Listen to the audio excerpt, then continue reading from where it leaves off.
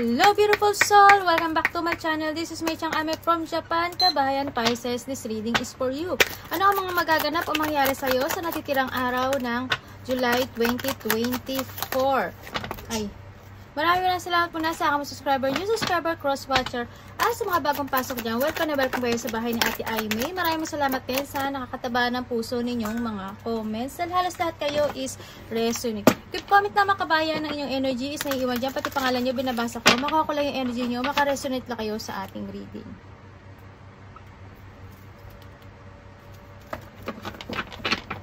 Maraming salamat din sa mga nagpa-personal reading. Kung gusto nyo ng personal reading at energy nyo lang talaga ang gusto nyong makuha natin. All the details po is nasa baba po ng video natin po. This is a general reading, Kabayan Pisces. Tandaan mo, hindi mo ito personal reading. Okay? Kuhanin mo lang ang sayo at itapon ang hindi naman para sa iyo. Maaring ito is vice versa. Maaring energy mo, energy ng person mo, o energy ng malapit sa puso mo. Maaring nangyayari, or mangyayari pa lang. Use your own intuition. Dawakan po natin ang ating isipan.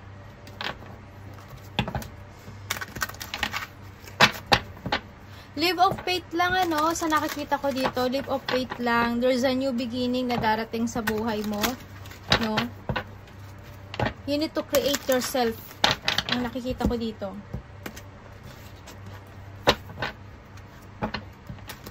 Yung iba naman sa inyo, parang go to the flow kayo sa ngayon kasi you're stuck. Parang nagiging patient kayo. May mga sitwasyon ako na parang nagiging kalma kayo, nagtitiis kayo. Yun na nakikita ko. No? Iba sa inyo, maaring kayo, oy wow. May mga okay, hangman. Baka iba sa inyo may travel May mga nagbibigay ng advice sa'yo na malapit sa puso mo. Maaring kayo is a nurse, healer, lawyer, teacher, ano ba to? Doktor, o kaya mga nagsisilbi kayo sa simbahan. Very religious person na nakikita ko sa inyo dito. Yun nga, don't give up lang kasi nakita ko yung mga deep wound mo, yung battle na sinugupa mo, sa nakita ko dito. And then, be strong lang, sa nakikita ko. Maging patient ka lang. Patient lang, sa nakikita ko dito. Mag-heal ka rin, sa nakita ko. Ano man ito.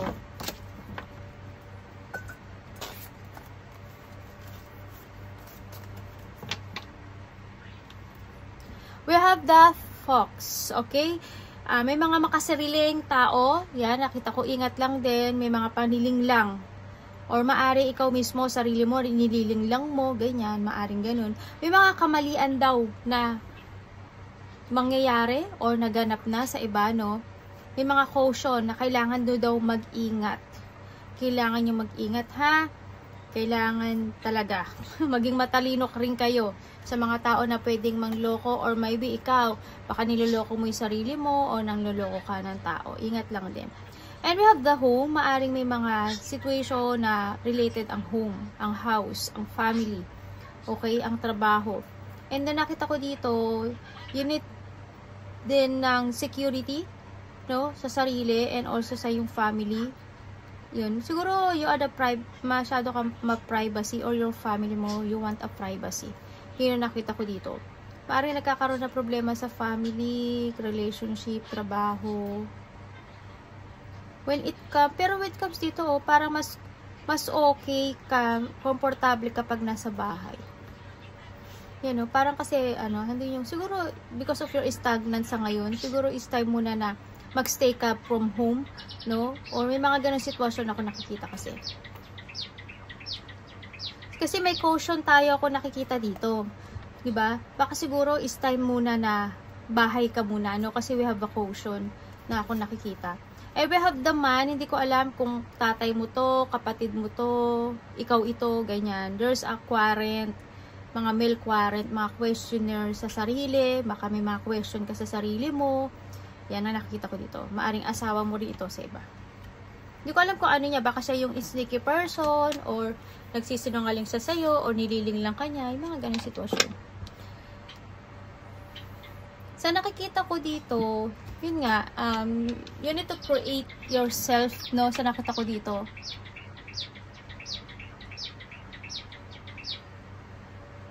Hindi ko alam kung ikaw o there's a person here na magsusorry. Maaaring makareceive ka daw ng message sa ibang tao, galing sa maaaring sa kapatid mo, ganyan, maaaring sa magulang mo, tatay mo, karelasyon mo, yun nakita ko, makaka-receive ka doon ng mail. Medyo magulo ang isipan mo ngayon, ano? Siguro, handito ka sa part ng buhay mo na parang may mga gusto kang gawin, pero hindi mo siya magawa. No? Yun, yung nakita ko. Siguro yung iba dito, gusto niyo kasi ng movement eh. Gusto niyo ng movement, gusto niyo ng clear path or positive destination ngayon, pero sa nakita ko dito parang no ang nangyayari, wala pa sa ngayon. May lungkot kasi ako nakita rin sa iba, baka yung iba sa inyo may sakit, no? Yan, baka kaya rin sinasabi dito na home or there's a caution, yan, baka kailangan muna na may tao dito na kailangan siguro muna ng pag-iingat, maaring ganun sa iba, sa nakita ko ito. Maaring mananakit daw yung ulo, bandang ulo. Yan, bandang ulo. O kaya paa, something ganyan. Or you have an illness. May pain kasi ako nakikita sa'yo. Parang minsan, hindi ko alam kung may problema ka sa trabaho mo or may problema ka sa financial mo. Yun yung nakikita ko dito. No? Kasi yung iba dito parang may mga sitwasyon na hindi mo siya kayang i-accept sa ngayon. May mga sitwasyon na parang you feel abandoned or you feel left out in the cold, feel mo na reject ka or feel mo parang walang laki na dumarating sa'yo, ganyan. Maaring ganun sa iba, no? Kumbaga, ang daming nangyaring hirap, ang daming nangyaring problema at sakit, no, na nakita ko sa'yo dito. Maaring nagkakaroon din ng mga sa iba sa inyo na nag-aaway siguro when it comes to territorial o kaya may mga hindi nagkakasundo ng mga magkakapatid. Yan, maari iba sa inyo is 5 kayo, 6 kayo, ganyan, na magkakapatid. Or sa mga kasamahan mo sa trabaho, maaring palaging may gulo, may away, o hindi kayo nagkakaintindihan, nakakaroon ng mga, hindi man to sa trabaho, sa sitwasyon mo na meron ka ngayon. Baka nagkakaroon ng mga lack of control, cooperation sa iba, no? Ganyan. Kumbaga may mga argument, ako nakikita. May mga battle, may mga disagreement, tsaka minsan naiirita ka, maybe, no? Yan, baka may pagkairita minsan kayo, bagay-bagay, o may taon na iinis ka, o may taon na naiirita sa'yo. Yung mga ganun na nakikita ko dito. Yung iba sa inyo, siguro may mga bad habit kayo na kailangan yung pigilan, or kailangan yung alisin sa sarili nyo. Hindi ko alam kung ano yung bad habit na yun, pero sa nakikita ko, kailangan yung siguro muna na kailangan yung alisin tong bad habit na to, no? Sa nakikita ko dito, kailangan mo lang din daw na ibalansihin yung meron kang sitwasyon ngayon, no? You need to make it balance sa nakikita ko dito. Live of faith lang.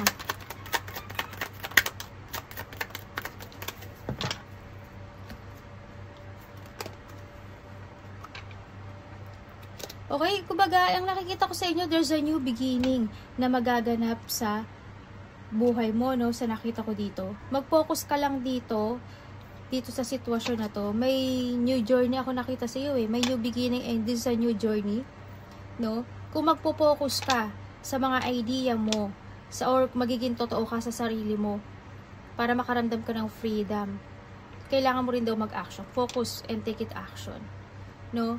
Para magkaroon ng pagbabago in life. Kailangan meron ka daw objective or layunin sa nakikita ko dito. Kailangan always ka daw advance thinking. Okay? Halimbawa, wala akong pera ngayon. Diba? Kumbaga, kailangan sa susunod, palagi mag-ipon ka na, ganyan. O kaya, bago ka mangutang, halimbawa, bago ka gumasos, matapos mo muna yung unang utang mo, para hindi ka magpatong-patong. Ganon. Kailangan ng ganun, mag-focus ka, no? Kailangan mo rin daw ng pag-iipon ng pera dito, eh, no? Sa nakita ko dito. Ang nakikita ko sa inyo, marami sa inyo matulungin. Nakita ko yung pagiging matulungin tao mo.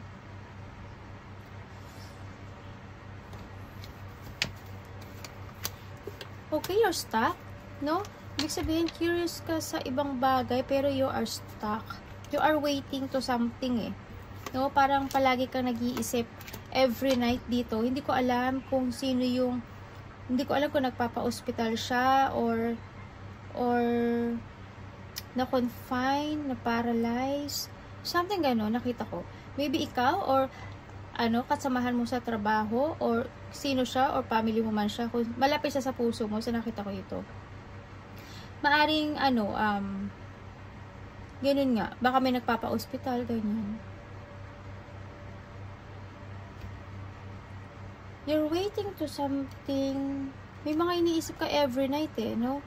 May mga iniisip ka every night na mga solutions in life, and then yung iba dito, siguro yung, na dito ka sa situation mo na ikaw or there's a person here. May tao kasi ako dito na nakita na they're recovering from a difficult situation.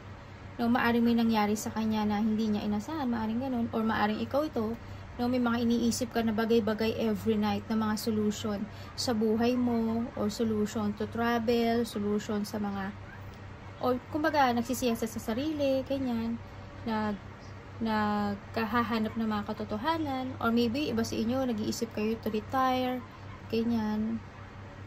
Mga ganung bagay ako nakikita dito. Tingnan natin. You need to learn from the past, ano, sa nakita ko dito. Ano pwede ko malaman ito? Sabi dito may mga development or may mga kailangan kayong i-develop sa sarili nyo, no, sa nakikita ko dito. Kailangan nyo daw magplano ng very careful, no, sa lahat ng mga tatahakin. You need to be very careful din when it comes to matatalim na, sa mga matatalim. No? Pero we have the full kasi ibig sabihin may nangyari na. Okay? You need to focus na lang sa the future, no? Yan. Or yun ang kailangan. Kailangan ng may development o kailangan mag-develop.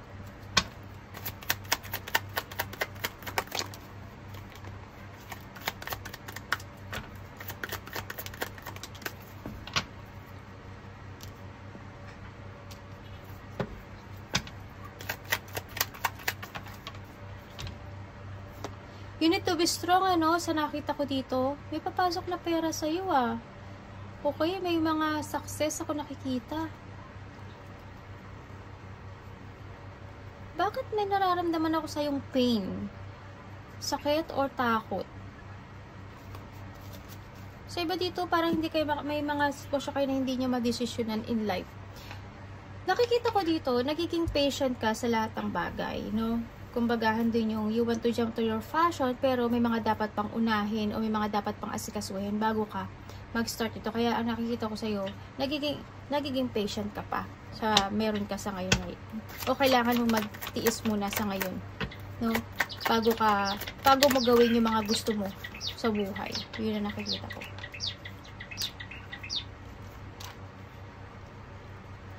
Yung ba dito, may mga tinutulungan kayo o may tumutulong sa inyo? No, sa nakikita ko dito. May pag-uusap.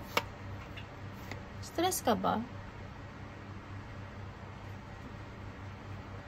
Bakit may problema ka sa pera? Talaga? Ano pwede ko malaman kay ano?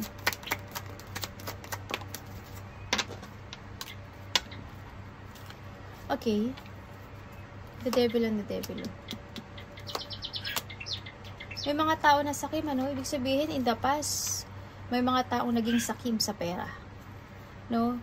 Maaring boss mo, tatay mo, kuya mo. Kung sino man ito, boyfriend mo, girlfriend mo, kung sino man to, no? Maaring meron ka na rin mga inalis sa buhay mo, no? Nagkaroon na ng decisions in life, ako na nakikita, na parang ayaw mo na siyang kausapin. Yun ang nakita ko. Kasi nakita ko dito, nagiging okay ka ni. No? Siguro, in the past, may mga toxic person ako na nakikita sa'yo na talagang inalis mo na sa buhay mo. Na kumbaga, bilak mo na sila, ayaw mo na silang kausapin, ganyan. Ang nakita ko dito. No? Kumbaga, bumabalik na yung strength mo, bumabalik na yung lakas ng loob mo, bumabalik na yung paniniwala mo, yung fashion mo. No? Sa nakita ko dito. Pero yung iba dito, sa nakikita ko pa rin dito, you are stuck. Yung sa iba sa iba ganun eh. You are stuck pa rin naman dito yung iba.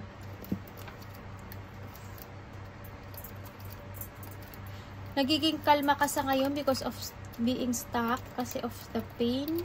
Maaari may tumutulong sa'yo. Or may tinutulungan ka na tao na sasaktan o nasaktan. No? Matulungin ka.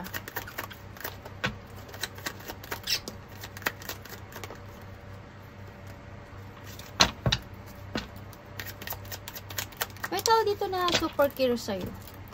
Maaaring kapatid mo. O karelasyon mo, ganyan. May taong, kung sino man siya, may tao na care sa'yo.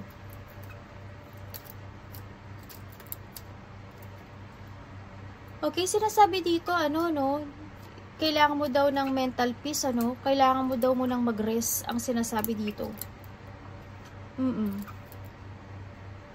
Maaring when it comes to a financial, maaring may tumutulong sa'yo, na malapit sa puso mo. Or, vice versa, Or, yun na nakita ko. Or vice versa ito.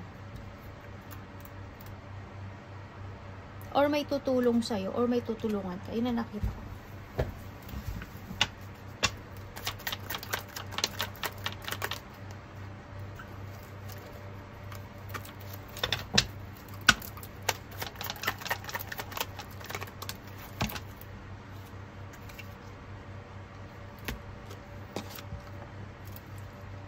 Magulo yung isip mo sa ngayon, Ang daming question. Minsan naboboard ka raw. Naboboard ka daw sa buhay mo. Parang on and off yung action mo sa ngayon, Nakita ko dito. And then, yung mga hinihintay ka raw, Minsan, nagkakaroon ka daw ng dissatisfaction sa sarili mo. Talagang you're stuck. You're feeling stuck at ang daming question na tumatakbo sa buhay mo. Ang gulo ng isip mo sa nakikita ko dito. As in, may mga gusto kang i-clarity, may mga gusto kang actionan. Kumbaga, may mga law rin ako nakikita dito. Hindi ko alam kung sa iba sa inyo may mga law kayo na pinaglalaban dito. May mga naging cause and effect ako na nakita dito sa iba. Maaaring may mga malalaman kang katotohanan o may nalaman kang katotohanan. Magkipipi. Anak ko. Tudu-tudu. Pup, pup, pup. Anak ko. Ganyan lang siya.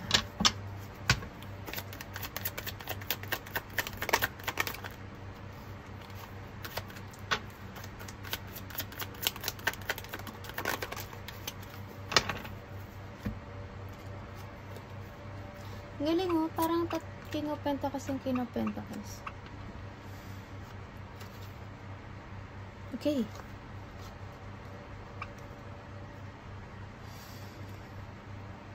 Ibig sabihin, sa nakikita ko sa'yo dito, there is someone here, or ikaw, is mag-share. Maari ng blessing, ganun nakikita ko. Maaring may tutulungan ka or may tutulong sa'yo when it comes to a financial. Kasi nakikita ko, iba dito, nagkakaroon ng financial problem or hindi stable in life. Iba sa inyo, then may ilelet ko na raw kayo. Iba sa inyo, nagkakaroon ng insecurity. Or maybe there is somewhere here din na nakita ko na parang maaring magiging open ka na sa mga bagay-bagay or may tao na mag-o-open sa'yo. And then, mag-ingat din kayo sa nakikita ko dito kasi may nakikita nga akong burden, then ingat kayo, baka manakawan kayo, ingat kayo, baka yung mga achievement nyo in life biglang mawala, ang nakikita ko dito. Ingat lang din kung ano man itong nakikita ko, may mga mawawala, losing something valuable sa'yo, ang nakikita ko dito.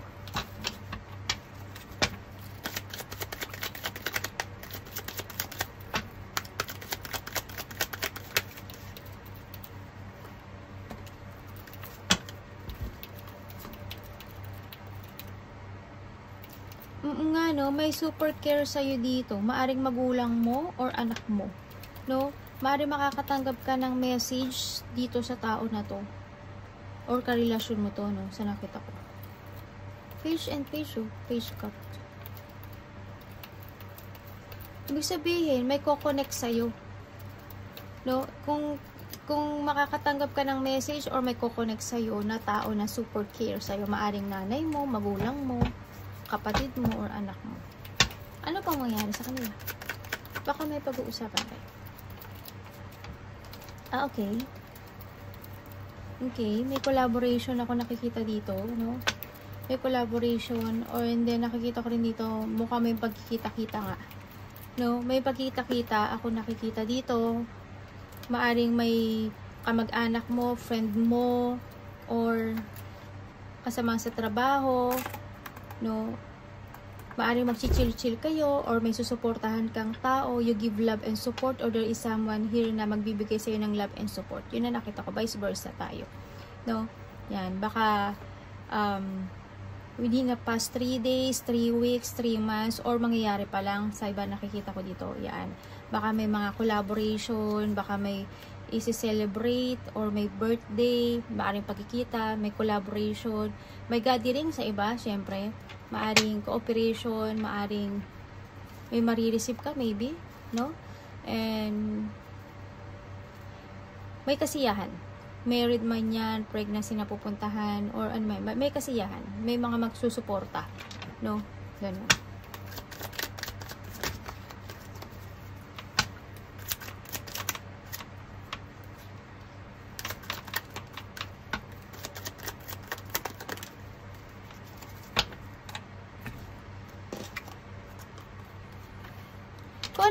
Kung ano man daw yung mga pinagdadaanan mo sa ngayon, nahirap, at yung parang hindi ka makaalis dun sa situation mo na meron ka sa ngayon, no?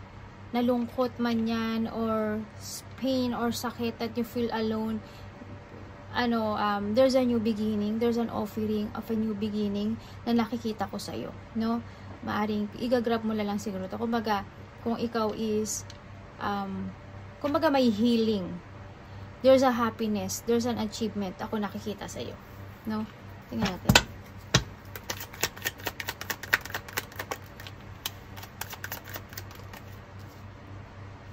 Oo, yun ang sinasabi ni card, no? Kumbaga, may mga magaganap din naman talaga na, kasi may nangyari eh. May biglaang nangyari na unexpected ang nakita ko dito. And now, because of the Ace of Cups din kasi, no?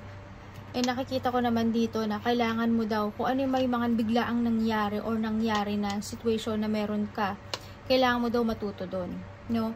Nakikita ko naman na ilelet mo na yung nakaraan at abandonahin mo na yon, going towards sa bago. Kumbaga magkakaroon din ng healing, or magkakaroon din ng good news sa'yo na sa hinaharap, no? Sa nakikita ko dito. Kaya focus ka lang, no? Kumbaga mayroon pa ring paglago, or may pagbabagong mangyari na maganda in life sa nakikita ko sa'yo dito, no? We have the Magician din, and the 9 of Cups. Yes, may mga wish come true ako na nakikita sa'yo, no? May lungkot ako nakikita sa iyo, no? May mga sinisikreto ka raw. Sa iba sa inyo may sinisikreto. Yun. Arigato namasay, God bless.